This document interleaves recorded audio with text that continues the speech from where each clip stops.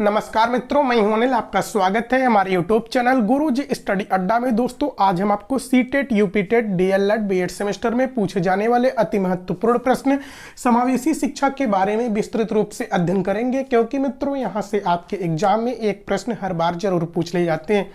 चलिए मित्रों, हम बात करते हैं समावेशी शिक्षा का। तो सबसे पहले हम देखते हैं समावेशी शिक्षा का क्या अर्थ होता है, इसका क्या मतलब होता है, समावेशी शिक्षा में कौन कौन से बालक आते हैं।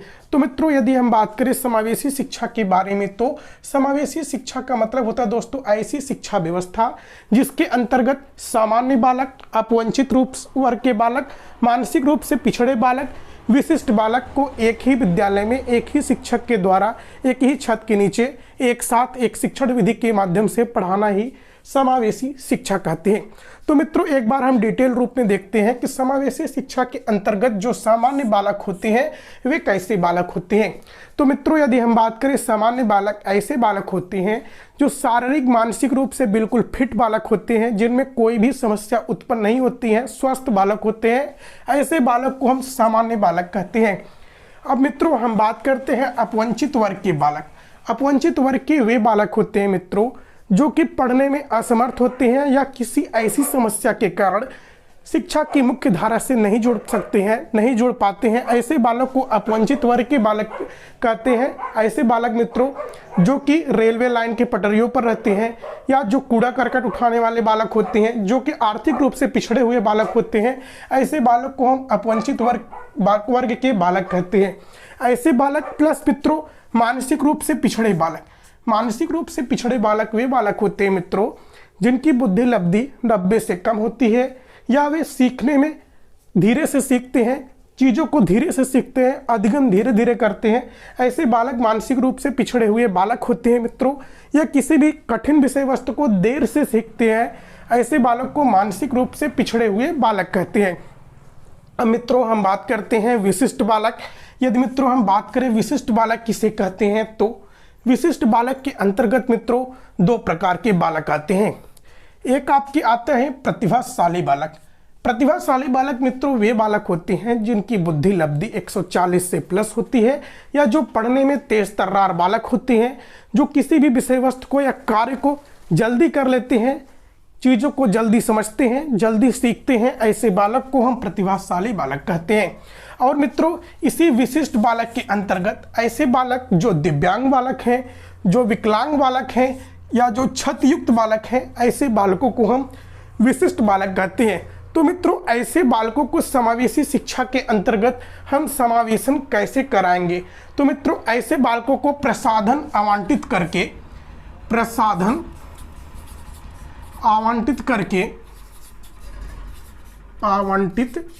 करके समावेशी शिक्षा में हम इन बालकों को ले आकर शिक्षा दे सकते हैं। प्रसाधन आवंटित का क्या मतलब है मित्रों? देखिए मित्रों, जो दिव्यांग बालक हैं, यदि दिव्यांग बालक के अंतर्गत ऐसा बालक है जिस बालक को कम दिखाई देता, ऐसा नहीं मित्रों कि पूरी तरह दिखाई दे, उसको समावेशी शिक्षा के अंतर्गत लेके चले आए। लेकिन मित्रों ऐसे बालक जिनको कम दिखाई देता है, चश्मे की सहायता से देखते हैं, या वे कक्षा में उनको यदि हम आगे बैठा दें तो वे समावेशी शिक्षा के अंतर्गत शिक्षा ग्रहण कर ले, वे सामान्य बालकों के साथ बैठकर शिक्षा प्राप्त कर ले।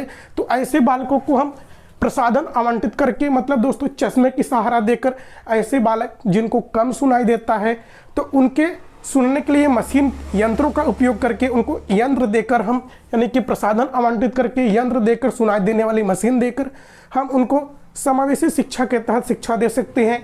और मित्रों दूसरा उपाय यह भी हो सकता है कि जो बालक कम सुनते हैं उनको पीछे बैठने की अपेक्षा आप आगे वाले सीट पर बैठाइए, तो ऐसे बच्चों को हम समावेशी शिक्षा के अंतर्गत शिक्षा दे सकते हैं। और मित्रों कुछ ऐसे बालक होते हैं जो विकलांग बालक होते हैं, जिनको चलने फिरने में कुछ समस्या उत्पन्न होती है, तो ऐसे बालकों को वैसाखी या कुछ ऐसी प्रसाधन उपलब्ध कराया जाए ताकि वे विद्यालय तक आ सके, आराम से बैठ सके। तो मित्रों ऐसा नहीं है कि समावेशी शिक्षा के अंतर्गत जो पूर्णतः बहरे बालक हैं, पूर्णतः दिव्यांग बालक हैं, ऐसे बालकों को विशिष्ट शिक्षा के अंतर्गत शिक्षा दी जाती है। लेकिन मित्रों जो ऐसे बालक हैं जिनको प्रसाधन आवंटित करके या उनको कुछ सुविधाएं दे दी जाए, तो वे सामान्य बालकों के साथ एक साथ बैठकर शिक्षा ग्रहण कर सकते हैं।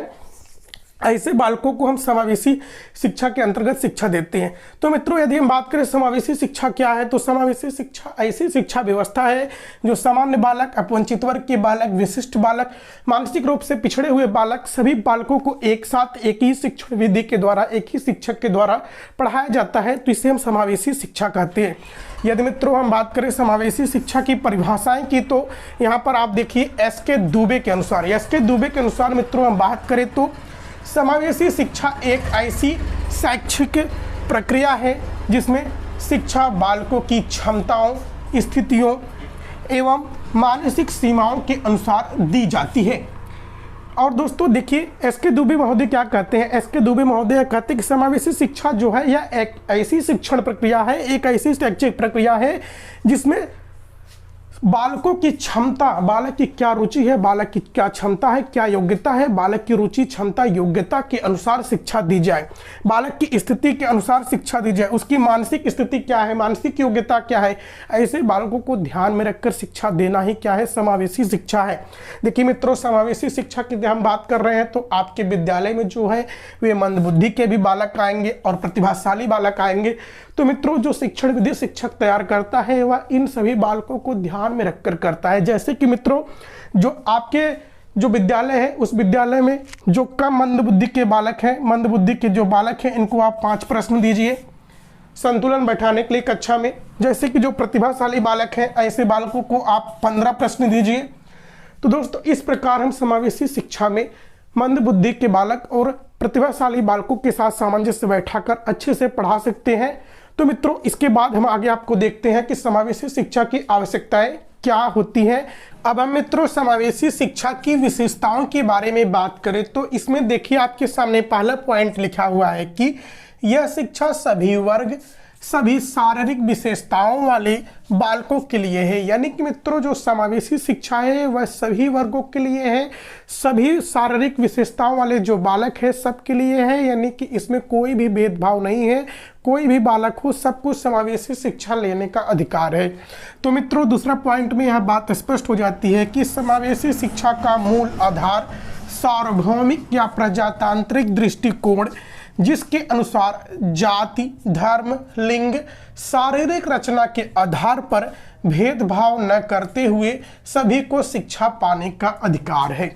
अतः मित्रों, यहाँ पर यह बताया गया है कि जो समावेशी शिक्षा है यह शिक्षा व्यवस्था किसी भी बच्चे को या किसी भी बालक को जाति, धर्म, लिंग या शारीरिक रचना या शारीरिक विकृति के आधार पर कोई भी भेदभाव नहीं करती है, सबको शिक्षा प्राप्त करने का अधिकार है।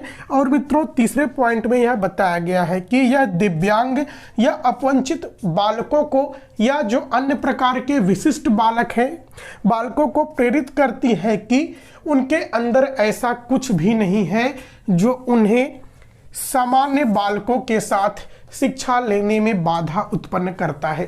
देखिए मित्रों, समावेशी शिक्षा सभी बालकों को यह प्रेरित करती है।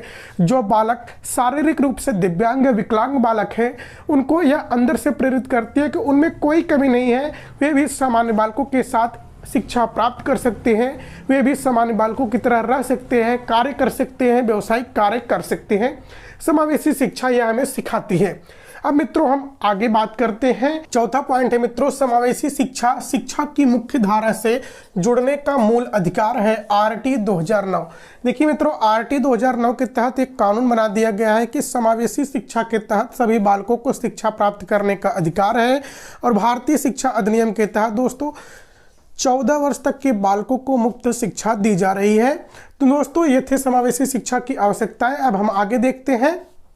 चलिए मित्रों, अब हम बात करते हैं समावेशी शिक्षा की आवश्यकता की। तो मित्रों, हम बात करें समावेशी शिक्षा की आवश्यकता क्यों पड़ी। देखिए मित्रों, 20वीं शताब्दी में विभिन्न मनोवैज्ञानिकों ने यह देखा कि जब पहले के दौर में विशिष्ट बालकों के लिए अलग शिक्षा दी जाती थी और सामान्य बालकों के लिए अलग शिक्षा दी जाती थी, तो मित्रों यह महसूस किया गया कि जो विशिष्ट बालक थे, जो दिव्यांग विकलांग बालक थे, वे उनके मन में यह कुंठा उत्पन्न हो जाती थी कि वे सामान्य बालकों की तरह नहीं जी सकते, नहीं रह सकते, वे वैसा नहीं कर सकते हैं।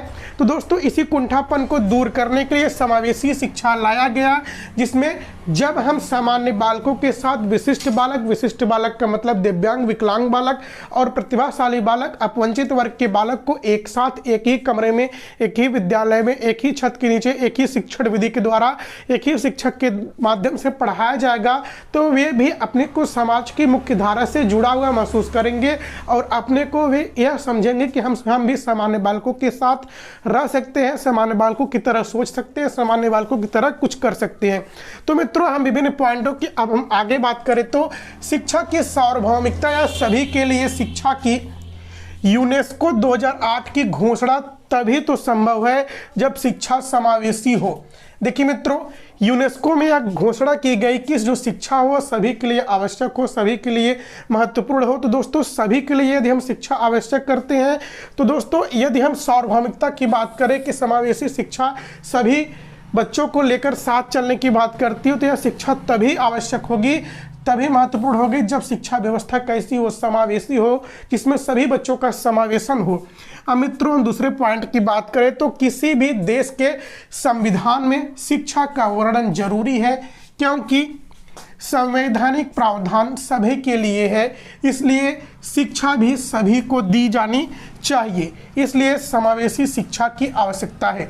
देखिए मित्रों, समावेशी शिक्षा की आवश्यकता संविधान में महत्वपूर्ण उसमें बातें यह वर्णित होनी चाहिए, क्योंकि दोस्तों देश के सभी नागरिकों के लिए संविधान एक समान होता है, इसलिए मित्रों संविधान में समावेशी शिक्षा की बात कहना जरूरी होता है और उसका वर्णन विधिवत तरीके से दिया जा सके, ताकि दोस्तों समाज के सभी वर्ग के बालकों को समावेशी एक समान रूप से समावेशन हो और समावेशी शिक्षा के तहत वो शिक्षा ग्रहण कर सके। देखिए मित्रों तीसरे पॉइंट में यह बात कंफर्म कर दी जाएगी कि भारत जैसे देश में निर्धनता एवं गरीबी उन्मूलन के लिए बस एक ही रास्ता है कि सभी को शिक्षा दी जाए, इसलिए भी समावेशी शिक्षा की आवश्यकता है।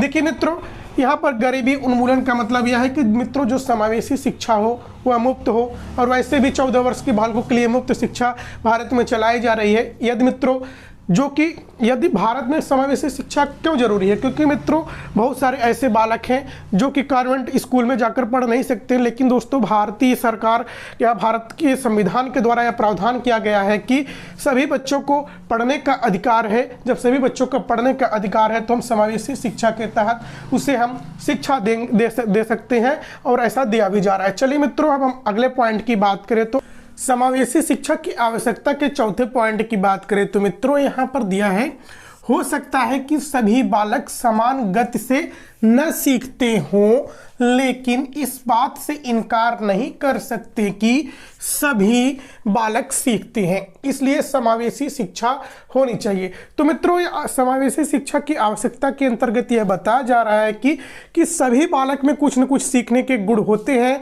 और यह जरूरी है कि सभी बालक कुछ न कुछ सीखते हों। तो सभी बालकों को समावेशी शिक्षा के तहत एक ही विद्यालय में समावेशन कराकर सिखाया जा सके। और मित्रों यहाँ पर दिया है पांचवें पॉइंट में, अगर हम समाज की तरफ देखें तो समाज सभी को विकास और वृद्धि के समान अवसर देता है, क्योंकि शिक्षा भी समाज से निकलती है, अतः इसमें भी सभी का समान अवसर दिए जाएं, इसलिए भी समावेशी शिक्षा होनी चाहिए। देखिए मित्रों यहाँ पर बात यह हो रहा है कि जो समाज है, समाज का विकास और वृद्धि जो होता है दोस्तों वह तभी संभव है जब तक शिक्षा की वृद्धि व विकास न हो। दोस्तों जो विकास व वृद्धि है किसी भी व्यक्ति का, वह समाज से निकला है, और समाज दोस्तों सभी व्यक्तियों को, चाहे वो पिछड़ा हुआ व्यक्ति हो, चाहे मानसिक मंद बुद्धि बालक हो, सभी को समान अवसर देता है। यदि सभी को समान अवसर देता है तो दोस्तों समाज में भी यह जिम्मेदारी होनी चाहिए कि सभी बच्चे एक समान तरीके से सीखें, अपने विकास करें, वृद्धि करें, और दोस्तों समावेशी शिक्षा में ही यह ऐसा संभव है। तो मित्रों अगले वीडियो में हम आपको समावेशी शिक्षा के सिद्धांत के बारे में बताएंगे, आपको यहाँ पर लिंक मिल जाएगा मित्रों, आप यहाँ से देख लीजिएगा। तो मित्रों वीडियो अच्छा लगा हो तो लाइक कीजिएगा, अपने हर एक ग्रुप में शेयर कीजिएगा। जय हिंद, जय भारत।